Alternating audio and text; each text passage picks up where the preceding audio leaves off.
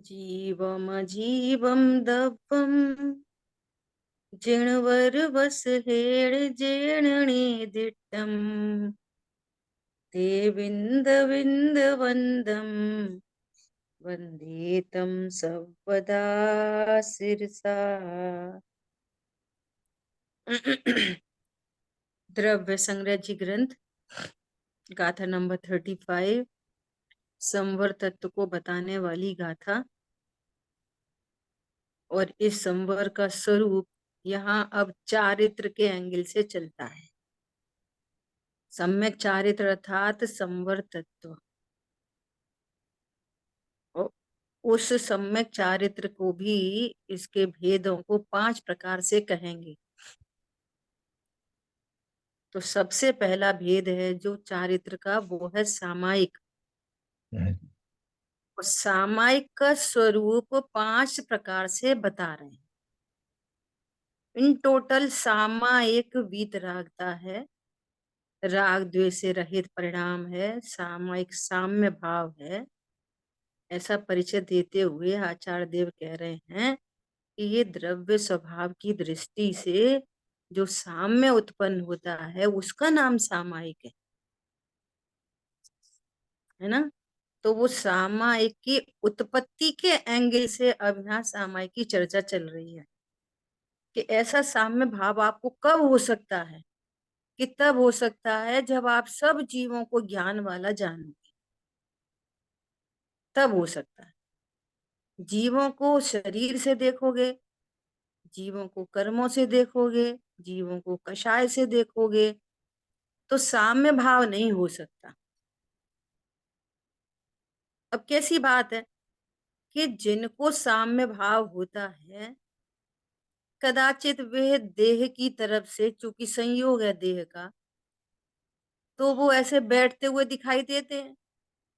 तो वो देह की क्रिया कोई सामायिक नहीं है। कषाय की मंदता होती है, देव शायद गुरु का चिंतवन भी होता है, आत्म स्वरूप का भी चिंतवन होता है। तो आत्म स्वरूप का भी जो चिंतवन है ना, वो भी कोई सामायिक नहीं है, वो भी कोई सामायिक नहीं है। आदरणीय सुमन जी वैसा तो ऐसा उदाहरण देते हैं, एक लड़के की शादी हुई तो अब वो पति बन गया। शादी हो जाएगी तो पति कहलाएगा ना, पति बन गया। तो वो जो मैं पति बन गया, बस अब ये एक भाव है क्या, कि मैं पति बन गया, एक भाव है। तो उसकी सत्ता का उसे ज्ञान होता है कि मैं पति हूं। तो उसके लिए चिंतवन थोड़ी करना पड़ता है, कहते थोड़ी फिरते रहते हैं मैं पति बन गया, अरे मैं तो पति हूं, अरे मैं तो पति हूं। पति हूं इसके लिए चिंतन की क्या जरूरत पड़ रही है, मैं पति हूं पति हूं। पॉइंट पकड़ में आ रहा है। अरे नक्की किया, क्या नक्की किया कि मैं परमात्मा हूं, ये नक्की हो गया। अब इसके लिए चिंतन की क्या जरूरत है, नक्की हो गया मैं आत्मा हूं, मैं परमात्मा हूं। ओह, विश्व के सारे जीव भगवान आत्मा ही हैं, विश्व के सारे जीव परमात्मा ही हैं, है ना। तो अब बात खत्म हो गई, और उसको एक साम्य भाव प्रकट हो गया, शांति प्रकट हो गई, निर्भरता, जिसको कहते हैं ना कृतकृत हो गया। अब जब मैं ज्ञाता ही हूं, कृतकृत इधर इधर, जब मैं ज्ञाता ही हूं, अकर्ता हूं, तो अब कौन सा चिंतवन करूं। एक तरफ कह रहे हैं कि मैं ज्ञाता हूं, मैं ज्ञाता कहो अकर्ता कहो एकार्थवाची है, एक अस्थि से एक नास्ति से, ज्ञाता हूं इक्वल टू अकर्ता हूं। अब जब मैं अकर्ता हूं तो कौन सा चिंतन करूं तो फायदा होगा, अकर्ता हूं ना, कौन सा चिंतन करूं, कुछ नहीं, अकर्ता हूं बस। तो ये सामायिक को बता रहे हैं, ठीक है। तो 2 प्रकार से सामायिक बता दी क्या, एक तो परम स्वस्थ स्वरूप के आश्रय से पर्याय भी परम स्वस्थ होती हैं। तो परम स्वस्थ जो पर्याय उत्पन्न हुई, जिनमें रागादि विकार नहीं हुआ, वो सामायिक है। अब तीसरा बोल कहते हैं, है ना। नेक्स्ट पेज पे आपने कौन सा पेज खोला हुआ है? इसके नेक्स्ट पेज है ना। दो बोल तक तो अपनी चर्चा हो ही गई। अब तीसरा बोल, कुशल भाई, अब ये पेज को चेंज करें। नेक्स्ट 169। यही है। नहीं, आपने ठीक ही खोला है, ठीक ही खोला है ना, यहीं पे चर्चा करनी थी अपने को।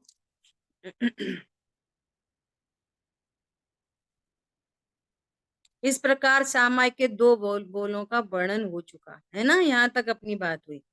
अब तीसरा बोल कहते हैं, सच्चे देव शार्दूल की प्रतीति तो सर्वप्रथम होना ही चाहिए।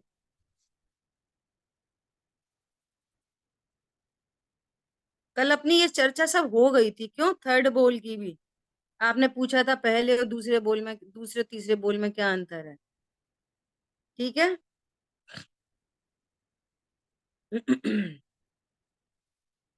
दीदी आपने पैराग्राफ सिर्फ पढ़ा था, डिस्कशन नहीं हुआ था। कौन सा वाला?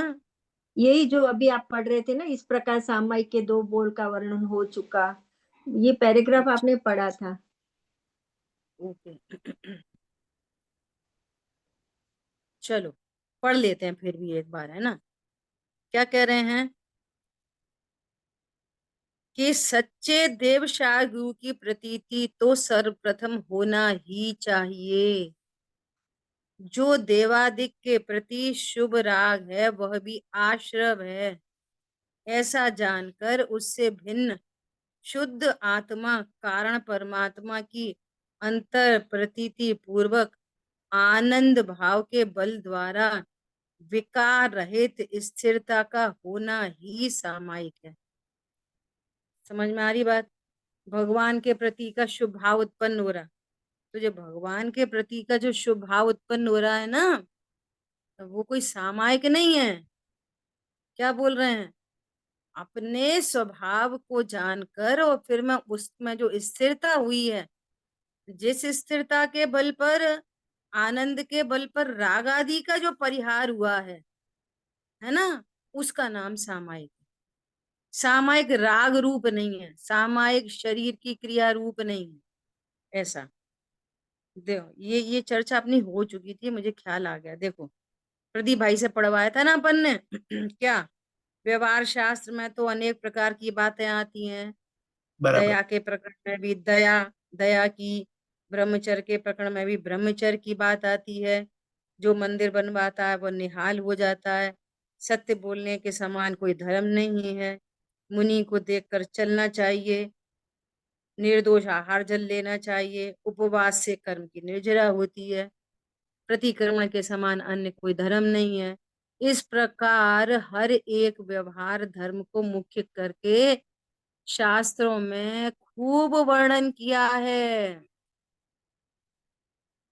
और तुम ऐसा ही जानते रहोगे तो सामायिक नहीं हो सकती। कह रहे हैं ऐसे वर्णन को सुन सुनकर लोग असमंजस में रहते हैं। आखिर करें तो करें क्या?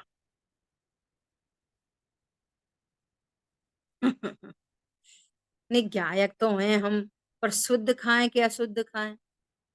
देख के चलें कि बिना देख के चलें? दया करें कि नहीं करें? ब्रह्मचर्य से रहें कि नहीं रहें? पॉइंट पकड़ में आ रहा है?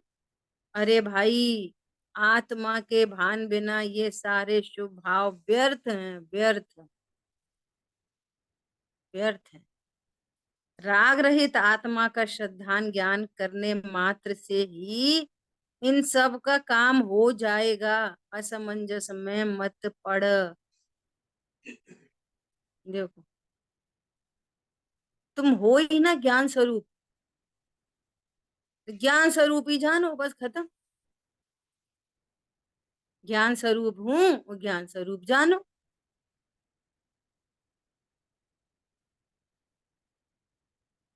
इसमें दया दान की क्या बात आ गई? पूजा पाठ ये की क्या बात आई? ये वे तो पहला पूजा बोल पाठ होते हैं, लड़ाई झगड़े सब होते हैं, लड़ाई झगड़े भी होते हैं, पूजा पाठ भी होती है, दोनों भाव होते हैं, शुभ अशुभ भाव होते हैं। परंतु मैं तो ज्ञान स्वरूप हूँ।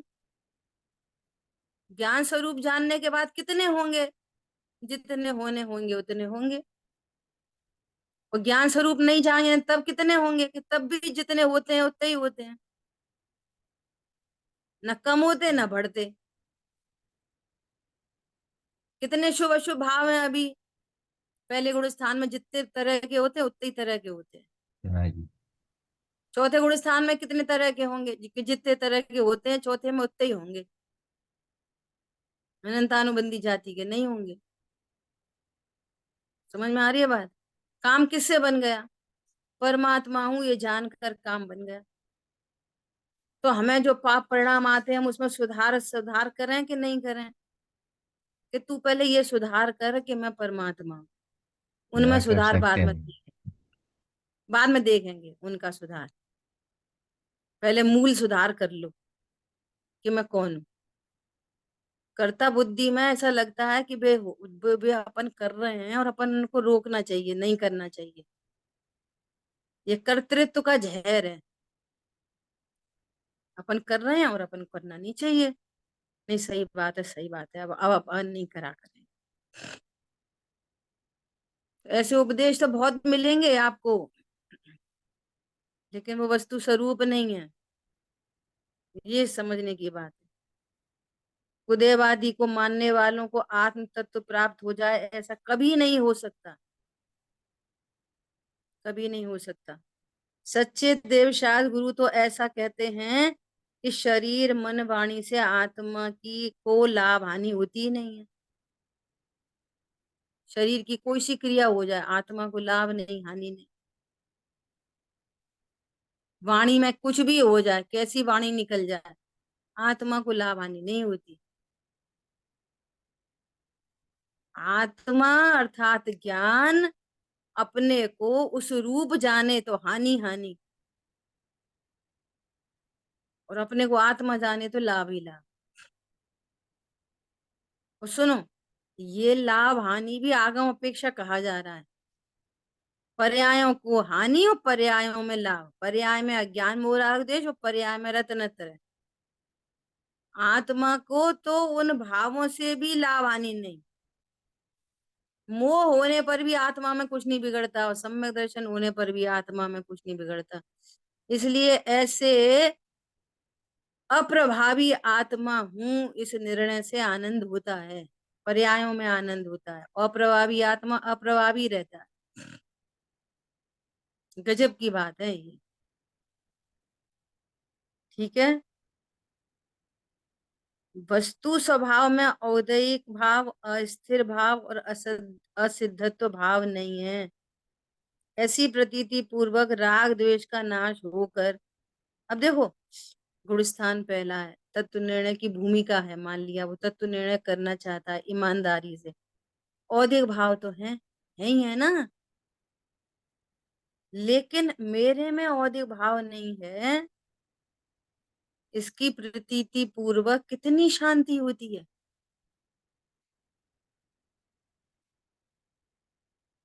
आत्मा की आराधना करो, तो आराधना में क्या होता है? आत्म आराधना शब्द आते ना, तो आत्म आराधना में क्या होगा? देखो, एक तरीका तो ये है कि धन का लॉस हुआ, धन की हानि हुई, तो एक तरीका तो ये है कि वो धन की हानि देख देख कर उसी का लक्ष्य करते हुए रो, दुखी हो। एक तरीका तो ये है। दूसरा तरीका ये है, क्या? अरे, मैं तो परमात्मा हूँ, धन से तो अत्यंत भिन्न हूँ। दूसरा तरीका ये है। दो तरीके हैं। पहला वाला तरीका निगोद की ओर ले जाता है, दूसरा वाला तरीका मोक्ष की मोक्ष ओर की। ले जाता है। कंडीशन दोनों है।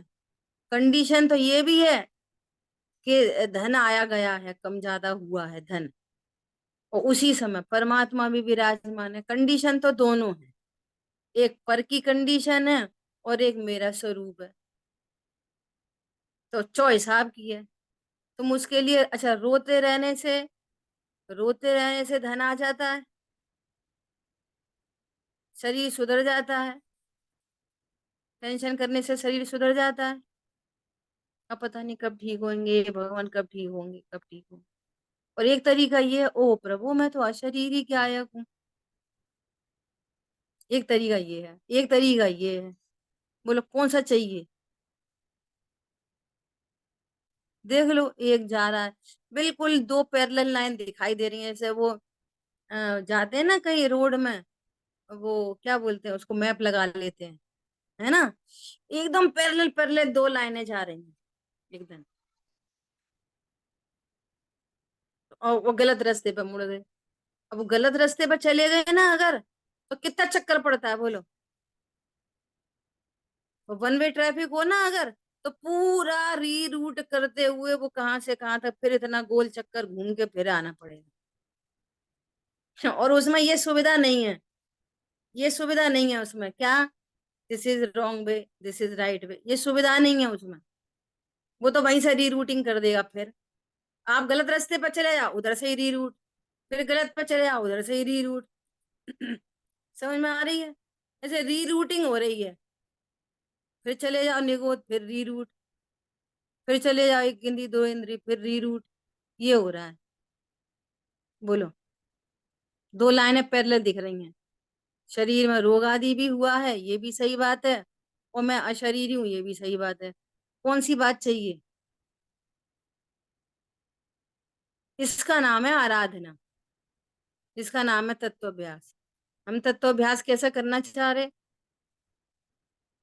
मुझे रोग हुआ है ये तो पक्का रखा है, मुझे रोग हुआ है ये तो पक्का, नहीं, शांति से रहना चाहिए। अब कोई देखने आए ना, और भाई साहब कैसी तबीयत है, अरे हमारी कहाँ है, हम तो आत्मा है। समझ में आ रही बात? रोते हुए बोल रहा है।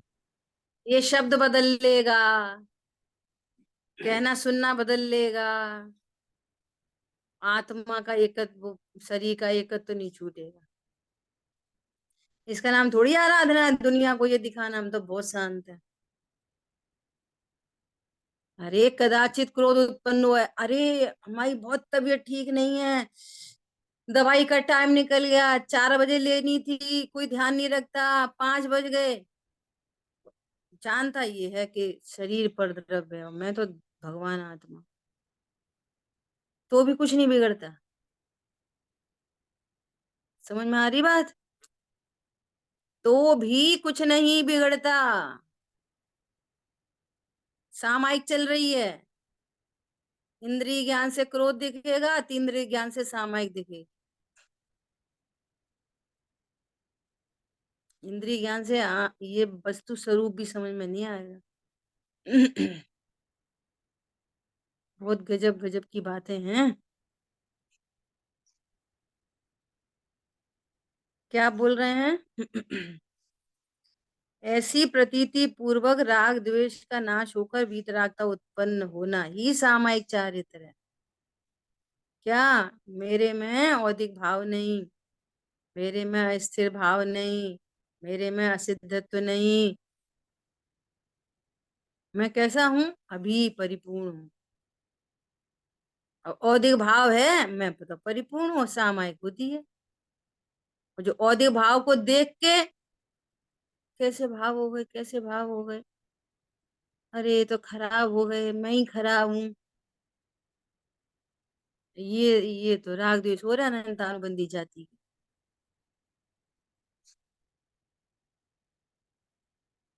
आ रही बात ख्याल में?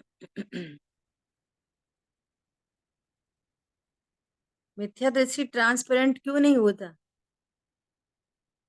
मिथ्या दृष्टि, ट्रांसपेरेंसी क्यों नहीं होती मिथ्या दृष्टि में? क्योंकि उसका देह की क्रियाओं से और परिणामों से एकत्व होता है, इसलिए ट्रांसपेरेंसी नहीं होती। समझ आई बात? अरे मैं परिपूर्ण हूँ, आत्मा हूँ और औदिक भाव से भिन्न हूँ, और कोई खोटा औदिक भाव हो गया तो मैं उसका ज्ञाता था कि किया था मैंने? एकत्व बुद्धि, कर्तृत्व बुद्धि होने से अब हमारी ये वाली बात उनको पता चल जाएगी तो वे क्या सोचेंगे? तो ये तेरी बात है कहाँ है? ये तो औदिक भाव की बात है, तेरी बात कहाँ है? किसी को पता चल जाएगी तो वो क्या सोचेंगे? इसलिए ट्रांसपेरेंसी नहीं होती। समझ में आ रही बात? अच्छा, कोई बोलेगा सो किसे बोलेगा? ये कितने खराब है, किसको बोलेगा? मुझे तो बोलेगा नहीं। शरीर को बताया। शरीर को बोलेगा, हम्म, परिणामों को बोलेगा, बहुत से बहुत। मैं तो परमात्मा हूँ, मुझे तो जानता ही नहीं। सम्यक दृष्टि जीवों को ये तत्व ज्ञान है पूरा, बात अंदर। इसलिए वो ट्रांसपेरेंट होते हैं। इसलिए ट्रांसपेरेंट भी होते हैं और इसलिए सफाई भी नहीं देते हैं। नहीं, वो तो ऐसे हो गई थी, वो तो हमें पता तो थी, पर वो हमारे मुंह से निकल गई थी।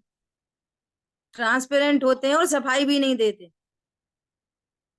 देख लो, सेठ सुदर्शन ने सफाई नहीं दी, श्रीपाल ने सफाई नहीं दी, सीता जी ने सफाई नहीं दी, कोई ने सफाई नहीं दी। हमारी बात समझ में? क्यों? अज्ञानी देह से और औदिक भावों से अपने को अभेद देखता है। और अगर शरीर की बुराई मेरी बुराई, और शरीर से जो किया सो मैं नहीं किया, अब शरीर मैं नहीं किया एकत्व, और शरीर की कोई बुराई करेगा तो मेरी ही बुराई, ऐसा एकत्व होने से वो प्रति समय मायाचारी के परिणाम उत्पन्न करता है। समझ आ गई बात? तो ऐसे जीव को सामायिक कैसे होएगी? देखो, ऐसे भी कोई चोरी कहेंगे करके आया। ज्ञानी जीव नेचुरल रहता है और पर से प्रभावित नहीं होता, और बोलचाल उसकी सामान्य जीव जैसे ही होती है, लेकिन अंतरंग में वो अपने स्वभाव का आनंद लिए रहता है। बराबर है। कोई कोई हाँ, बराबर। कोई व्यक्ति है, चोरी करके आया है ना।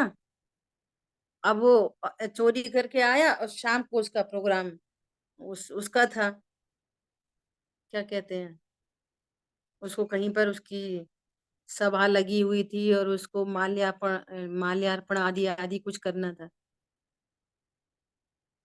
और दुनिया तो माला डाल रही है, जय हो बोल रही है। इसको कैसी फीलिंग आ रही है उसी समय?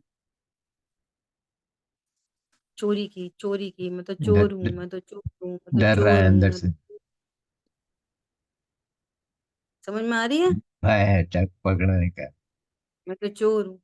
ऐसे मिथ्या दृष्टि हर भाव में क्या विचार करता है? मैंने किया, मैंने किया, वो चलता ही रहता है, चलता ही रहता है। तो अब सामायिक हो सकती है? वो जो उसको माल्यार्पण हो रहा है तो उसका आनंद ले सकता है? वो हो ही नहीं सकता। इसलिए कह रहे हैं यह सामायिक नहीं हो सकती। ऐसा, जो ऐसा मानता है कि राग से कल्याण होता है। देखो, सम्यक दृष्टि जीवों को भी राग होता है, लेकिन राग का पक्ष नहीं होता। ये थी इंपॉर्टेंट बात। राग हो रहा है लेकिन पक्ष नहीं। राग हो रहा है लेकिन हे जानता है। राग हो रहा है, करता नहीं जानता। राग हो रहा है, उसके अभाव का उपाय रखता है। वो ये अज्ञानी क्या करेगा?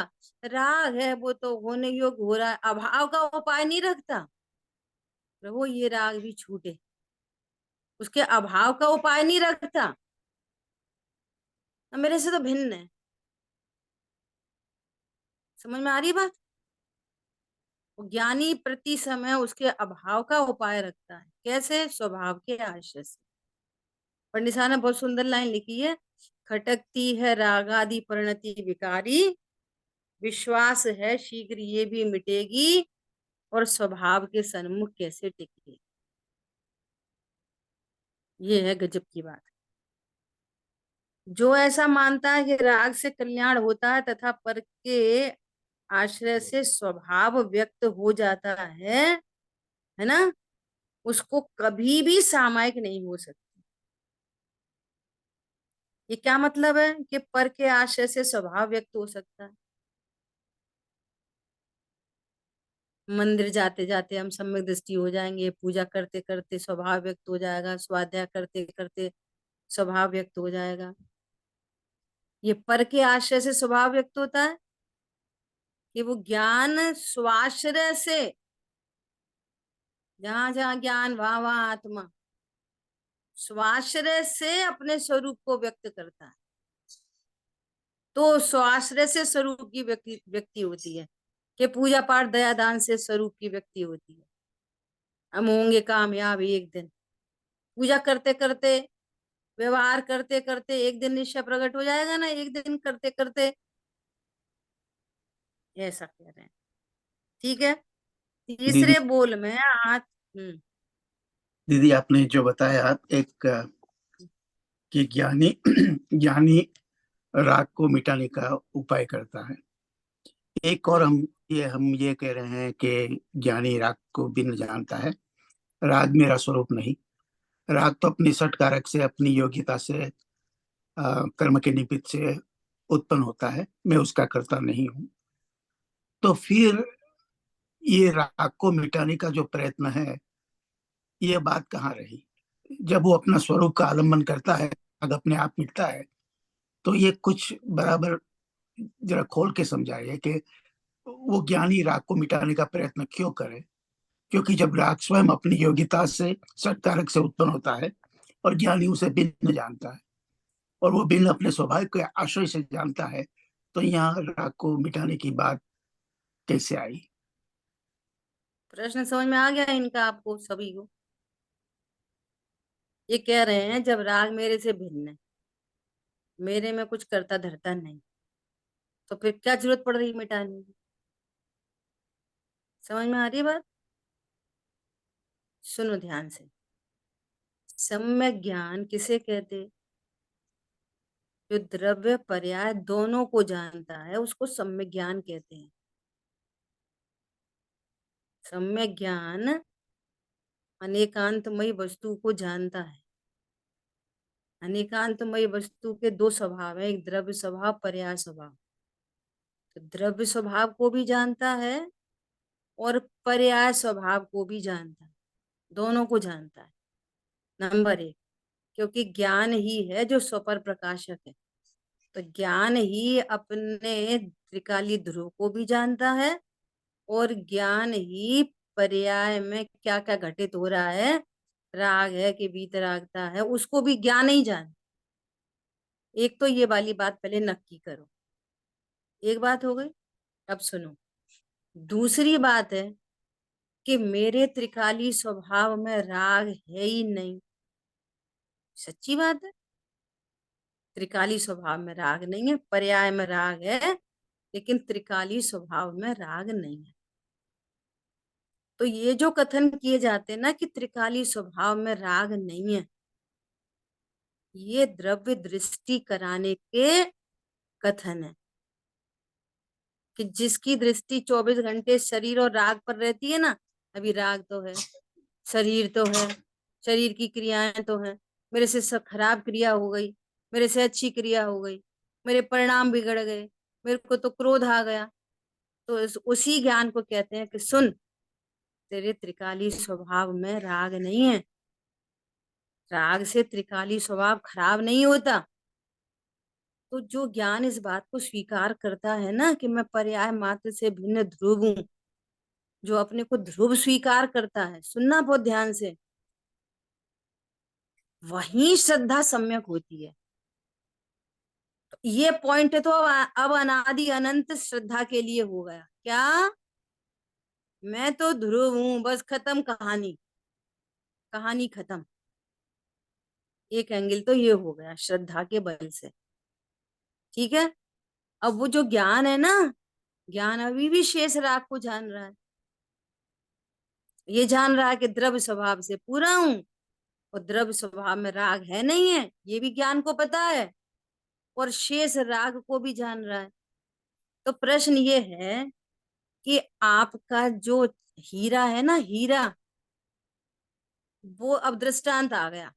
वो जो हीरा है ना, कीचड़ में गिर गया, हीरा कीचड़ में गिर गया। तो हीरा तो कीचड़ रूप कभी होता नहीं है, हीरा रसगुल्ला तो है नहीं है, कीचड़ में गिरेगा खराब हो जाएगा। तो आप लौकिक में क्या करते हो? कीचड़ में गिर गया, गंदगी में गिर गया, तो अब क्या करते हो? देखो, हीरा गंदगी में गिर गया, हीरा तो कीचड़ रूप होता नहीं है, तो अब क्या करते हो इसके बाद? कीचड़ रूप तो वो होगा नहीं, एक दिन पड़ा रहे, 2 दिन पड़ा रहे, 1 महीना, 1 साल, साफ वो तो करते कभी हैं, होगा नहीं। पर करते क्या हो इसके बाद? क्या उठा के उसको कर लेते हैं। सफाई करते हैं, तो क्यों कर लेते? धो लेते हैं। प्रश्न है, क्यों कर लेते? वो तो कीचड़ रूप कभी होगा ही नहीं, हम्म, फिर क्यों उठा लेते, क्यों कर लेते लोक में? हीरा रसगुल्ला तो है नहीं है, सो वो खराब हो जाएगा। नक्की है, 100% नक्की है। क्या हम्म, नक्की है? हीरा कीचड़ रूप नहीं होगा। अब पड़ा बस, रहने दो। हम्म, अब ये ज्ञान है, ये अब ये ज्ञान की तरफ का कथन है, एक जी, श्रद्धान की तरफ का कथन है। श्रद्धान क्या है? चैतन्य हीरा कभी राग रूप नहीं होता। बराबर। स्टिल वो ज्ञान में जितना शेष राग है ना, तो हम्म, वो परिणति भी पूर्ण शुद्ध होना चाहती है। जब हम्म, मैं द्रव्य स्वभाव से पूरा हूं, तो पर्याय में अधूरा क्यों रहूं? बराबर। जितना शेष राग है, तो ये शेष राग भी तो दुख का ही हेतु बनेगा। हम्म, संजुलन शेष रह गई, मात्र संजुलन, और आयु पूर्ण हो गई, तो डिमोशन हो जाएगा, आराधना पूरी नहीं होगी। तो जैसे अंश मात्र मिथ्यात्व का अंश भी बुरा है, ऐसे ही चारित्र मोह का अंश भी कोई रखने लायक थोड़ी है। बराबर, बहुत सुंदर दीदी। हाँ, वो भी अभाव करने लायक है। हम्म, मेरे में नहीं है, ये तो फैक्ट है, हम्म, मेरे में नहीं है, परंतु परिणति में भी कोई राग रखने लायक है क्या? और सुनो, इसकी विधि क्या है दूर करना? वो उपाय रखता है, तो उपाय क्या रखेगा? सुनो, भिन्न जानना ही उपाय करना है, और कुछ दूसरा उपाय और कुछ भी नहीं है। सिद्धांत में कहेंगे हीरा उठाया, फिर धोया, फिर रूमाल से पोंछा, फिर संभाल के रख दिया। ये तो दृष्टांत है। हम्म, सिद्धांत में तो उत्पन्न होते हुए राग को भिन्न जाना और अपने को परिपूर्ण जाना, यही अभाव का उपाय है, और दूसरा कोई उपाय नहीं है कि राग को हम्म, मिटाओ, कि कम करो, कि ज्यादा करो, अब मंद कर लो, कि अब तीव्र कर लो। भिन्न जानना ही उसके अभाव का उपाय है। मैं परमात्मा हूं, ऐसा जानना ही उसके अभाव का उपाय है। तो साइमल्टेनियस दोनों काम हो रहे, हम्म, राग उत्पन्न हो रहा, उसका ज्ञान भी हो रहा, और उसको भिन्न जानते हुए उसके अभाव का भी उपाय बन रहा है सम्यक दृष्टि जीव को, क्योंकि वो अपने को परिपूर्ण जानता है। और ये कथन सारे अज्ञानी को समझाने के लिए हैं। हम्म,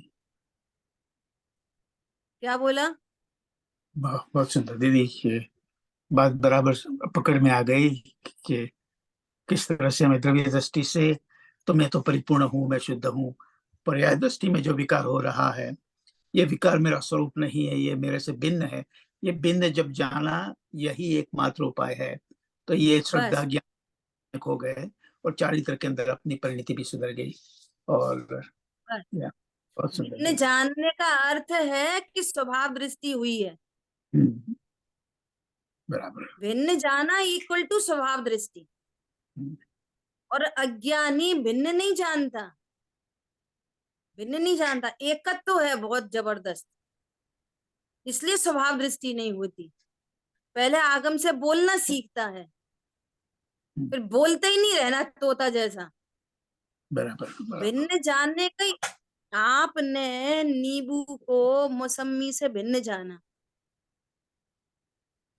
नींबू को मौसमी से भिन्न जाना, इक्वल टू मौसमी जान ली, अरे ये नींबू है मौसमी नहीं, इसका अर्थ है तुम मौसमी को जानते हो, हम्म, ये अदर थिंग है, ये मौसमी से अदर थिंग है। किसके बल पे बोलोगे? मौसमी के बल पे ही तो बोलोगे, क्योंकि हम मौसमी को जानते हैं। भिन्न जानने का बहुत बड़ा अर्थ है, भिन्न जानने का अर्थ बहुत बड़ा है। भिन्न जानना मतलब मैं करता नहीं, भोगता नहीं, मेरा नहीं, मेरे नहीं, मुझे लाभ नहीं, हानि नहीं, अच्छा नहीं, बुरा नहीं, ये सब, ये फुल पैकेज का अर्थ है भिन्न जानना। भिन्न जानने में इतनी सब बातें गर्भित हैं, मैं नहीं, मेरा नहीं, करता नहीं, भोगता नहीं, लाभ नहीं, हानि नहीं, अच्छा नहीं, बुरा नहीं, इस पूरी बात का अर्थ है भिन्न जाना। और ये भिन्न जानना ये आत्मा सापेक्ष ही है। अगर आत्मा को परिपूर्ण हाँ, तो ये बहुत भिन्न जान। बढ़िया, ये पॉइंट है। हाँ, आत्मा सापेक्ष, तभी तो तुम बोल रहे हो कि ये भिन्न है, फिर कैसे बोल रहे हो भिन्न है? बराबर। किसको सामने रख के बोल रहे हो ये भिन्न है? बात अपने सही। घर को जानते हो तब तो बोल रहे हो कि ये मेरा घर नहीं है।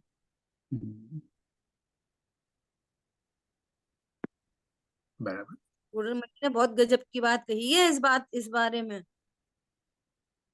कि ये मोही तो बावला है एकदम, कभी सही भी कहता है, कभी गलत भी कहता है। कैसा?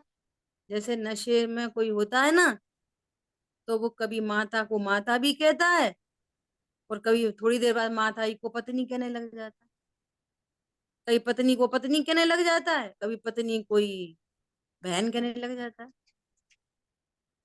समझ में आ रही है बात? ये मोह की बात है। कभी कर्ता कहता है, कभी अकर्ता कहता है, कभी भिन्न कहता है, कभी अभिन्न कहता है, भाव भाषित नहीं है इसको। ठीक है, जी थैंक यू दीदी। ओके। तो अभी क्या कह रहे हैं? देखो ये शब्द जो आ रहे हैं ना यहाँ पे, ये बहुत इंपॉर्टेंट शब्द है, मैंने कल भी इसकी व्याख्या की थी। देखो आगे ही शब्द आ रहा है क्या, तीसरे बोल में आत्मज्ञान के बल की चर्चा की थी, अब चौथा बोल कहते हैं आत्मज्ञान के बल से, बल बिना अनुभव नहीं होता, आत्मज्ञान के बल बिना अनुभव नहीं होता। अभी आत्मज्ञान का बल क्या है? बल, पावर आ गई।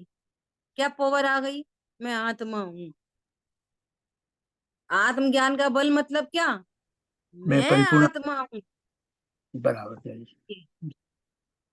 इसी, यही तो बल आ गया। पहले समझ रहा था मैं तो पुरुष हूँ, मैं तो स्त्री हूँ, अब देखो कब मर जाए, अब देखो कब चले जाए।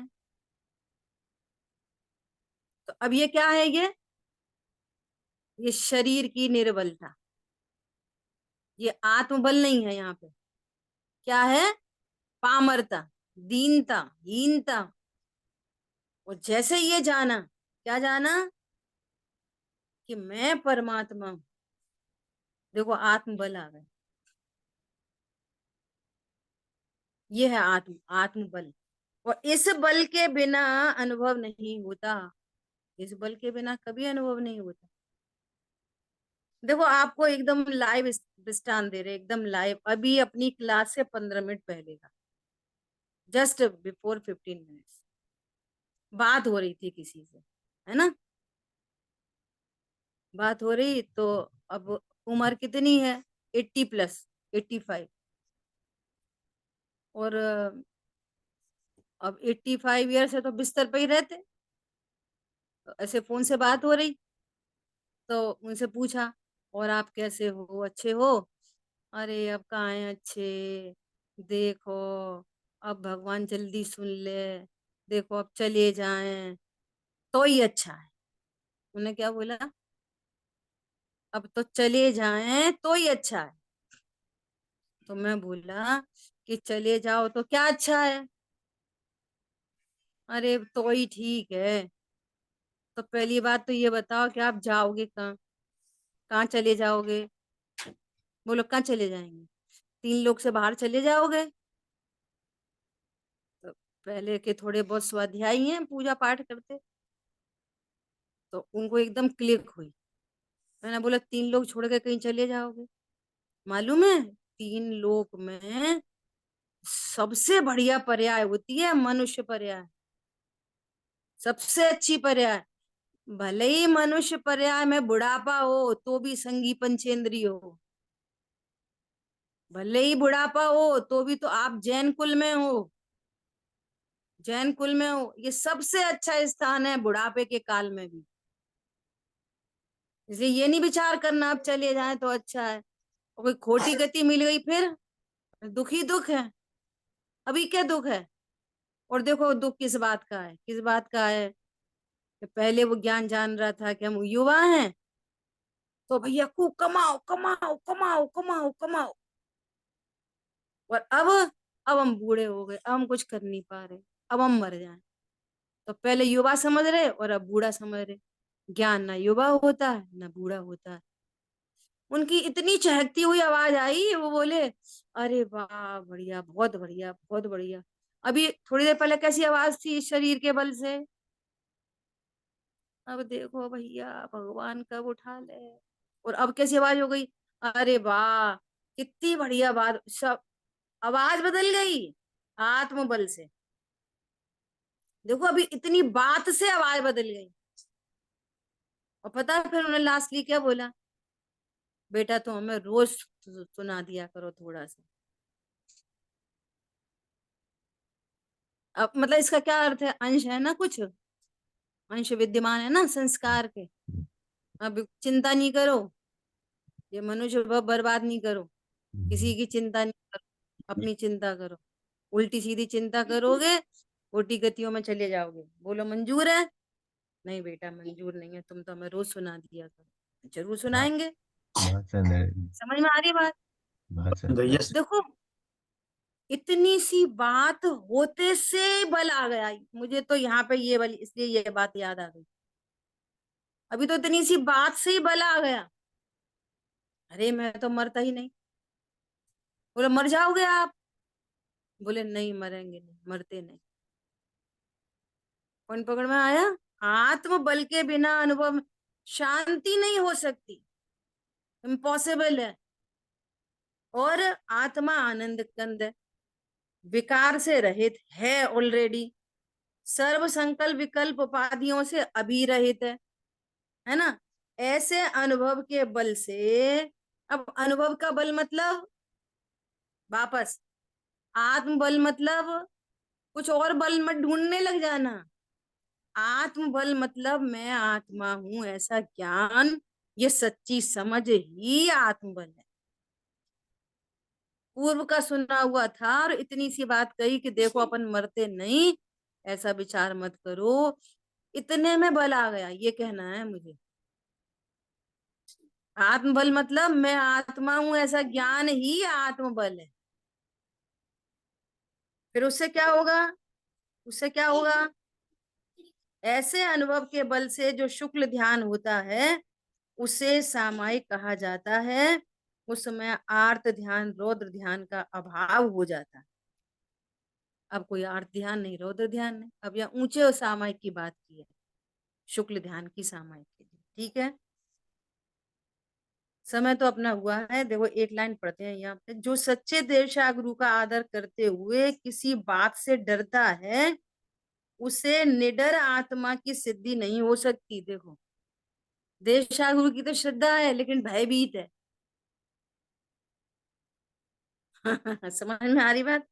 जो अपना मुनि नाम धराकर वस्त्र रखता है और लक्ष्मी का उपयोग करता कराता या उसकी अनुमोदना करता है, वो निगोद में जाता है।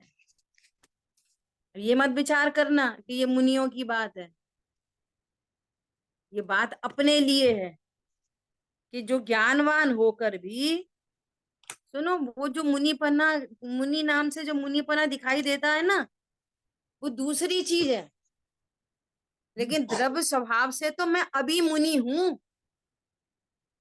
क्या बोला? मुनि मतलब जो परमाणु मात्र साथ में नहीं रखे सो मुनि। तो मेरा द्रव्य स्वभाव अनादि अनंत मुनि है। समझ में आ रही बात? हाँ जी। और ऐसा नहीं जाने तो फिर क्या होगा? फिर वो निगोद जाएगा। हम्म, बहुत पॉइंट सुंदर पकड़ दीदी। में आया? हाँ जी। ऐसा मैं द्रव्य स्वभाव से ही मुनि हूं। अब वो वाली मुनि अवस्था उधर से भी लगा लो चरणान योग से, और इधर भी लगा लो द्रव्यान योग से।